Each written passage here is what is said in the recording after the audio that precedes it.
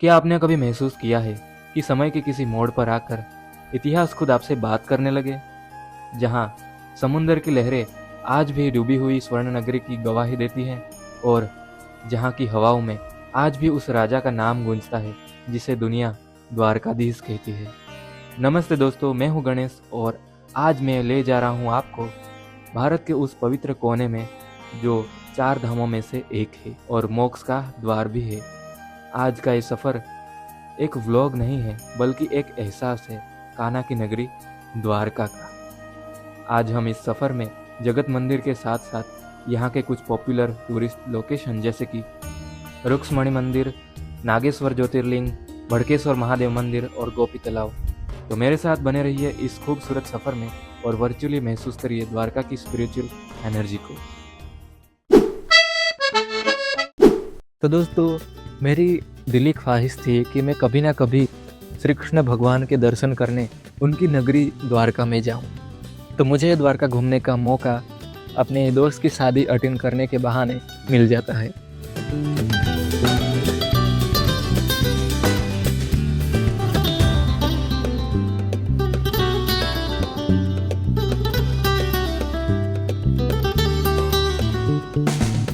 तो दोस्तों, मैं पहुंच चुका हूं गाइस द्वारकाधीश की नगरी देवभूमि द्वारका में और हम जा रहे हैं अभी पैदल चलते हुए जगत मंदिर की ओर।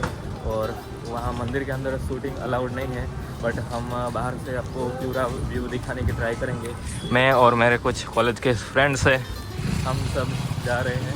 तो दोस्तों, ये है जगत मंदिर। हम वहाँ मंदिर के पास आ चुके हैं। मंदिर के ऊपर 52 गज की ध्वजा ऐसी लहरा रही है। मंदिर के पास ही आपको छोटा सा मार्केट भी दिख जाएगा, वहाँ से आप पूजा का सामान या सुवेनियर्स लेना चाहे तो ले सकते हो। तो द्वारका में सबसे पहले पहुंचकर हम गए पहले तो गोमती घाट। दोस्तों, अभी हम आए हैं गोमती घाट।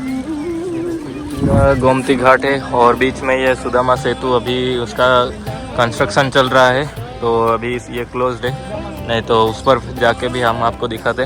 और गाइस, आप यहाँ से मंदिर का लुक भी देख पा रहे होंगे। ये है जगत मंदिर जिसका दर्शन करने लोग दूर दूर से आते हैं और अंदर शूटिंग मनाई है। और यहाँ पर आप देखेंगे ऐसा कुछ नज़ारा मिल रहा है। तो दोस्तों, पहले गोमती घाट में यहाँ पर अपना हाथ पैर धोएंगे और फिर वहाँ मंदिर के दर्शन करने हम जाने वाले हैं। तो यहाँ पर सभी अपने हाथ पैर और मुंह धो रहे हैं।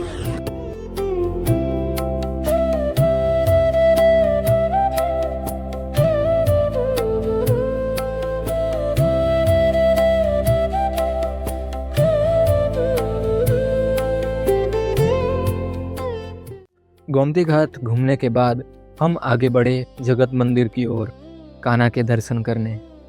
जगत मंदिर के अंदर photography and videography strictly prohibited है, तो हमने हमारे सारे बैग्स और मोबाइल सभी यहाँ के जो लोकल शॉप यहाँ पर लॉकर की फैसिलिटी प्रोवाइड करते हैं, तो वहाँ पर हमने अपने मोबाइल्स वगैरह लॉकर में रखवा दिए। जगत मंदिर जो कि 5 मंजिला मंदिर है, जिसकी भव्यता को देखकर आपका सिर श्रद्धा से खुद ब खुद झुक जाता है।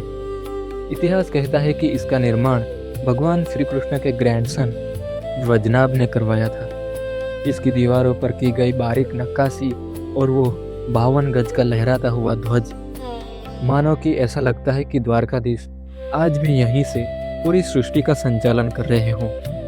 इस मंदिर की सबसे अद्भुत बात यह मुझे लगी कि इस मंदिर के शिखर पर जो 52 गज का ध्वज लगता है वो दिन में 5 बार बदला जाता है ना? एकदम खास बात। और ये ध्वज एकता, शक्ति और धर्म का प्रतीक है। इसके दर्शन करके आ चुके हैं और अभी यहाँ से जो हमारे सामान यहाँ पर हम रख गए थे वो भी कलेक्ट कर रहे हैं। और रुक्मणी देवी मंदिर, ये मंदिर मुख्य मंदिर से करीब 2 किलोमीटर की दूरी पर आया हुआ है। हम अभी आ चुके हैं यहाँ पर रुक्मणी मंदिर। ये देखो, यहाँ की पौराणिक कथा के अनुसार भगवान श्री कृष्ण और माता रुक्मणी दुर्वासा मुनि को अपने महल भोजन के लिए ले जा रहे थे। रास्ते में माता रुक्मणी जी को प्यास लगी और कृष्ण ने जमीन से गंगा प्रकट की। रुक्मणी जी ने बिना ऋषि की आज्ञा लिए पानी पी लिया, जिससे ऋषि बहुत क्रोधित हो गए और दुर्वासा ऋषि ने फिर श्राप दिया कि अब दोनों अलग रहेंगे। इसलिए यहाँ कृष्णा और रुक्मणी जी के मंदिर अलग अलग हैं। यहाँ के मंदिर के ऊपर नक्काशी काम किया गया है, वो काफ़ी आकर्षक और सुंदर है। यहाँ आने वाले भक्त जलदान जरूर से करते हैं। यहाँ जल पिलाना सबसे पुण्य का काम है। दर्शन कर लिया है और मंदिर की प्रदक्षिणा कर रहे हैं। मंदिर की नक्काशी काम आप देखो तो एकदम झक्कास लग रही है ना। यहाँ इसको हेरिटेज साइट किया गया है। इसके आप नक्काशी काम देख सकते होंगे। इस मंदिर पर अभी जल का प्रसाद चढ़ता है, तो आप जहाँ पर आए तो जल का प्रसाद के लिए आप दान कर सकते हैं। तो दोस्तों यहाँ तक हम अपने रिक्शा में आए थे। यहाँ पर आप एक दिन के लिए सारे टूरिस्ट प्लेस द्वारका के घूमने के लिए आप रेंट कर सकते हैं फिर रिक्शा। तो अभी नेक्स्ट डेस्टिनेशन कहाँ है? नागेश्वर। अभी हम जा रहे हैं 12 ज्योतिर्लिंग में से एक नागेश्वर ज्योतिर्लिंग धाम।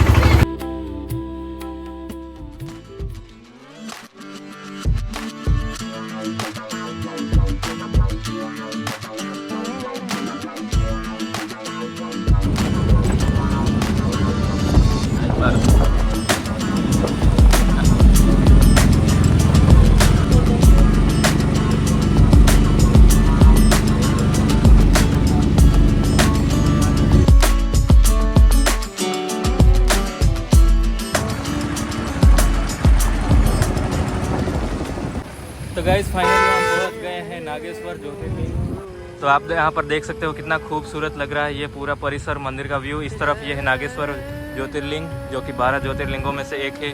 और यहाँ पर है 80 फीट ऊंची भगवान शिव जी की प्रतिमा और यहाँ से एंटर होने का गेट है ये। द्वारका के मुख्य शहर से करीब 15 से 17 किलोमीटर दूर हम पहुँच चुके हैं एक ऐसी जगह जहाँ कदम रखते ही मन शांत हो जाता है। ये है नागेश्वर ज्योतिर्लिंग। दोस्तों, शिव पुराण के अनुसार पूरी दुनिया में भगवान शिव के जो 12 सबसे प्रमुख ज्योतिर्लिंग है, उनमें से नागेश्वर का स्थान बहुत ऊंचा है। इसे पृथ्वी का पहला ज्योतिर्लिंग भी माना जाता है। नागेश्वर यानी नागों के ईश्वर। यहाँ की कहानी बड़ी दिलचस्प है। कहते हैं कि प्राचीन समय में यहाँ दारुका नाम की एक राक्षसी और दारुक नाम का एक राक्षस रहा करता था। उन्होंने सुप्रिया नाम के एक शिव भक्त को कैद कर लिया था। सुप्रिया ने जेल में भी शिव भक्ति नहीं छोड़ी और निरंतर ओम नमः शिवाय का जाप करते रहे। उनकी पुकार सुनकर स्वयं महादेव यहाँ पर प्रकट हुए और राक्षसों का अंत किया। तभी से महादेव यहाँ ज्योतिर्लिंग के स्वरूप में विराजमान है। मंदिर के बाहर जो आप एक विशाल शिव प्रतिमा देख रहे हैं, यह करीब 80 फीट ऊंची है और इसे इतनी खूबसूरती से बनाया गया है कि आप इन्हें घंटों निहार सकते हैं। फोटोग्राफी के लिए ये द्वारका की सबसे बेस्ट जगहों में से एक है। ज्योतिर्लिंग के दर्शन कर लिए हैं और अंदर का आपको गर्भगृह में शूटिंग करने की परमिशन नहीं है, सिर्फ आप ये परिसर में ही शूटिंग कर सकते हो। और मंदिर का आप देखो कितना खूबसूरत ये लुक मिल रहा है। और मंदिर के ऊपर की साइड आप देखेंगे ऊपर गुंबद पे, तो वहाँ पर 12 ज्योतिर्लिंग बने हुए हैं जो कि पूरे भारत में फैले हुए हैं। तो वो आपको देखने को मिलेगा यहाँ पर।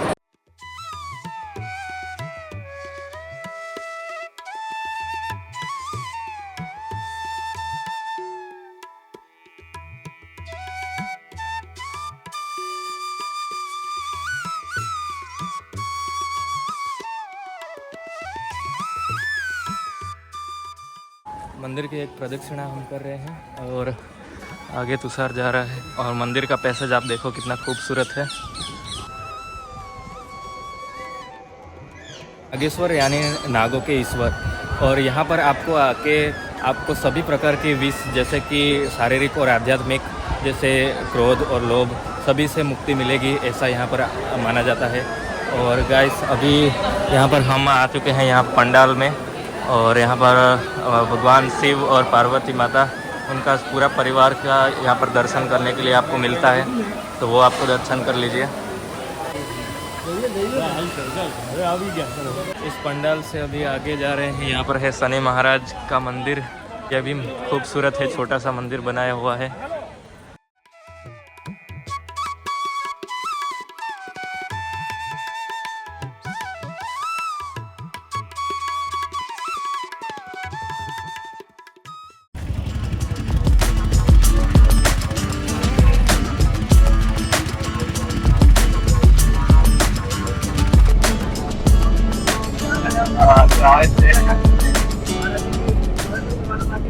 फाइनली हम आ चुके हैं गोपी तालाब। तो यहाँ की जो मिट्टी है वो बहुत फेमस है, लोग उसको हाँ वो गोपी चंदन के नाम से जानी जाती है। कुछ नहीं बोलेंगे, बाद में सबको देख के बाद में बोलेंगे।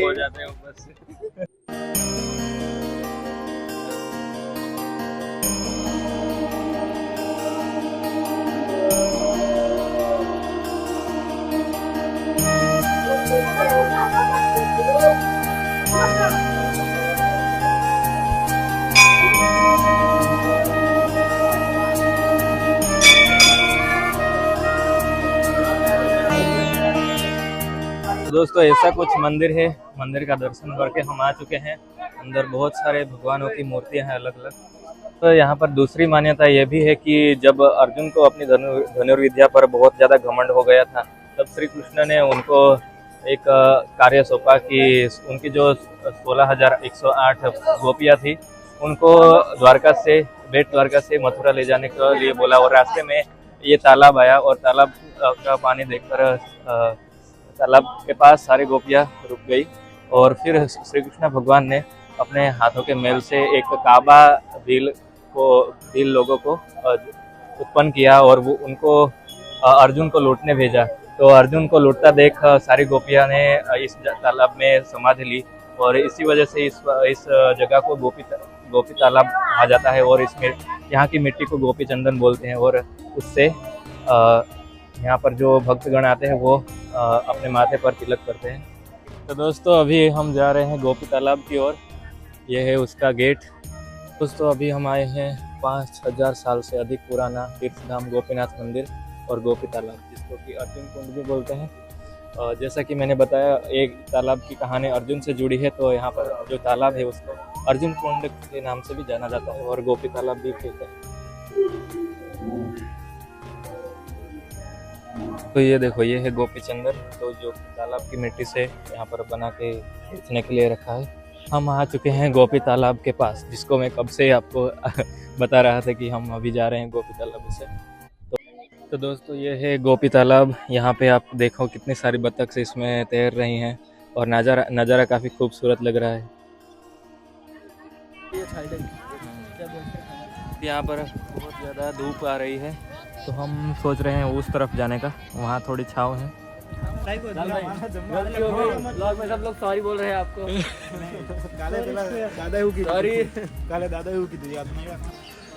गोपी तालाब घाट आप यहाँ पर लिखा हुआ पढ़ पा रहे होंगे। यहाँ पर आके ठंडक का एहसास मस्त आ रहा है। आप थोड़ी देर जाके आओ तो गाइस मस्त ठंडी ठंडी हवा चल रही है। तो यहाँ पर तुषार मछलियों के लिए खाना लाया है, वो डाल रहा है। वहाँ पर मछलियाँ अभी आ नहीं रही, इस तालाब में मछलियाँ नहीं दिख रही। ममरे में दम नहीं है।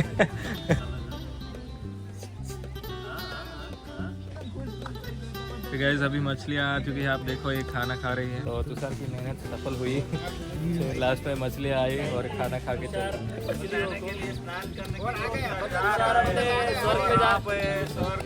स्वर्ग में जाने के पूरे चांसेस बना रहा है तुषार हमारा।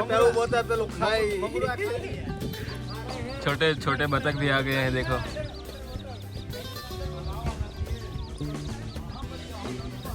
गाइस गोपी तालाब देख लिया है, ये हमारा लास्ट स्टॉप था।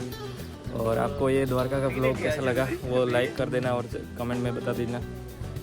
अभी यहाँ से कहाँ जाने वाले हैं, तो क्या करें? हमारा प्लानिंग खत्म हो गया, लास्ट स्टेज आएगा, विदाई होगी। ट्रिप में एक और स्पॉट ऐड हो गया है। अब हम जा रहे हैं भड़केश्वर महादेव मंदिर, तो वो भी आपको इस ब्लॉग में देखने को मिलेगा, तो बने रहिए। आपको द्वारका का ये पूरा एक्सपीरियंस कैसा रहा? बहुत बढ़िया, बहुत मज़ा आया। सबसे पहले हम वहाँ टेंपल गए थे, द्वारकाधीश टेंपल। वहाँ पे आरती के टाइम भी हम पहुँचे थे, तो बड़ा मज़ा आया दर्शन करने के लिए। फिर उसके बाद हम फिर गए रुक्मणी के मंदिर पे, वहाँ पे दर्शन किया। फिर उसके बाद हम ये नागेश्वर ज्योतिर्लिंग महादेव गए, वहाँ पे भी दर्शन किए अच्छी तरह से। और अभी हम यहाँ गोपी तालाब आए हुए हैं और सभी एंजॉय कर रहे हैं। सबसे बड़ा यहाँ पे छोटी वाली गांठ बांध देते हैं। यहाँ पे गांठ क्यों बांध रहे हो आप? इसका हमें कुछ इम्पोर्टेंट ऐसा है क्या? छोड़ने वाला और मैं नहीं छोड़ने वाला। मैं न्यूट्रल रहने वाला हूँ। चलो फिर मैं बांध देता हूँ। पार्थ भाई की अब अगले साल शादी जल्दी हो जाए। अरे बड़ी लगा तू यार, बड़ी शादी करनी है, छोटी क्यों लगा रहा? कहाँ पे लगा आप? नहीं करवाना है कितना मांगे तू भाई? लगन माते निकाल बराबर सदा ही। तो तुषार भाई ने गांठ बांधी है, तो कैसा अनुभव रहा आपका गांठ बांधने में? एक गांठ मारी या 2 गांठ मारी तुषार भाई आपने? एक ही मारी? वो तो आसानी से खुल जाएगी। वो तो आसानी से खुल जाएगी, आपको 3 मारनी पड़ेगी तुषार भाई, तब एक टिकेगी। मैं एक दिन में बहुत सारे टूरिस्ट स्पॉट घूम लिए और बहुत सारी मेमोरीज बनाई हमने द्वारका में आके। मतलब भाई ने यहाँ पर गोपी चंदन ले लिया है। 10 रुपये में ये चीज बॉडी दे दी है। क्या माटी? ये अच्छा गोपी चंदन। गोपी चंदन। इतने गोरे हो, कितना गोरा हो गया चंदन लगा के? ये इसको लगाने से गोरा होने के लिए नहीं है, तिलक के लिए। फिर क्या लिया है लाला भाई? क्यों लिया है? ये इसका मेडिसिनल यूज बहुत ज्यादा इसका, इसलिए हमने ली। ओ 2 मिनट, तुषार भाई कुछ बता रहे हैं, बोलिए तुषार भाई। ये जो गोपी चंदन। ये गोपी चंदन है, तो इसका हम पूजा में भी यूज कर सकते हैं, फिर फेस पे भी लगा सकते हैं, माथे पे लगा सकते हैं, तिलक भी कर सकते हैं। तो दोस्तों धूप बहुत ज़्यादा है, तो हम यहाँ पर गन्ने का जूस पी रहे हैं। गर्मी के मौसम में पीना चाहिए। और सीड्स हम निकल चुके हैं गोपी तालाब से भड़केश्वर के लिए।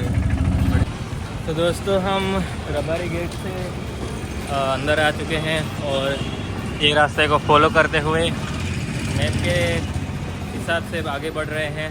तो गाइस यहाँ पर है ये सनसेट पॉइंट द्वारका का गेट, और हम आगे इस तरफ जा रहे हैं भड़केश्वर महादेव के मंदिर पे। तो यहाँ पर आप आए तो यहाँ से आप बढ़िया सनसेट एंजॉय भी कर सकते हैं। तो फाइनली हम पहुँच गए हैं द्वारका की सुंदर लोकेशन में से एक भड़केश्वर महादेव मंदिर। मंदिर के तीनों साइड पानी है और बीच में ये मंदिर क्या ही खूबसूरत लग रहा है। अभी जाते हैं मंदिर का दर्शन करने। तो ये पूरा मंदिर शिवलिंग के आकार में बनाया गया है। इस मंदिर की सबसे अनोखी बात यह है कि ये समुंदर के बिल्कुल किनारे एक छोटी सी पहाड़ी पर बना है। यहाँ तक पहुँचने के लिए समुंदर के बीच एक रास्ता जाता है, लेकिन जब दरिया में भरती आती है यानी पानी बढ़ता है तो ये रास्ता पूरी तरह से पानी में डूब जाता है और मंदिर एक टापू जैसा दिखने लगता है। यहाँ की सबसे खास बात जानते हैं क्या है? मॉनसून के दिनों में समुंदर की लहरें खुद मंदिर के अंदर तक आ जाती हैं। ऐसा लगता है कि समुंदर खुद महादेव के पैर धो रहा हो। ये नज़ारा इतना खूबसूरत है कि आप बस देखते ही रह जाएंगे। यहाँ का सब सूर्यास्त यानी सनसेट पूरे द्वारका में मशहूर है। शाम के समय जब आसमान लाल हो जाता है और मंदिर के पीछे सूरज डूबता है तो वो नज़ारा जादुई लगता है। यहाँ बैठकर लहरों की आवाज़ सुनना आपको एक अलग ही शांति देता है। अगर आप द्वारका में आ रहे हैं तो यहाँ शाम के वक्त ज़रूर आइए। यहाँ की ताज़ा हवा और महादेव का आशीर्वाद आपके पूरे सफ़र की थकान मिटा देगा।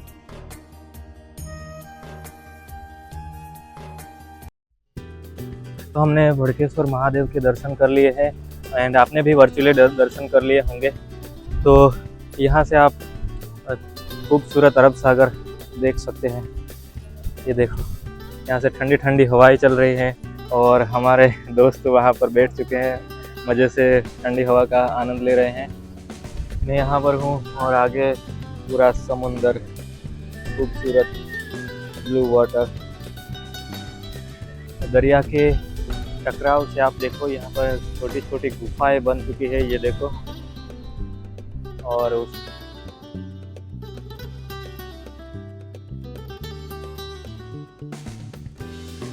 तो दोस्तों हमने मोस्ट ऑफ द्वारका की सारी लोकेशन कवर कर ली है। एक लोकेशन बच गई है, वो बेट द्वारका है। उसका टाइमिंग थोड़ा हमारे साथ मैच नहीं हुआ तो वहाँ पर हम जा नहीं पाए। तो किसी और दिन हमें यहाँ पर बुलावा आएगा तब हम ज़रूर से आएंगे और उसको भी एक्सप्लोर कर लेंगे। तो तब तक इतना ही रखते हैं। अभी हमें नवसारी वापस भी जाना है। थोड़ा टाइम का इसमें कट टू कट रहा था, इस वजह से हम ज़्यादा खुलकर एक्सप्लोर नहीं कर पाए, बट नेक्स्ट टाइम आऊँगा तब बहुत से नए नए प्लेसेस को भी हम एक्सप्लोर करेंगे और यहाँ पर भी आएंगे। तो इसी के साथ इस व्लॉग को लाइक कर देना और चैनल पर नया तो सब्सक्राइब कर देना और ऐसे ही व्लॉग्स देखते रहिए और भी आएंगे तो सब्सक्राइब कर लेना। और बाय बाय गाइस, मिलते हैं अगले वाले व्लॉग में।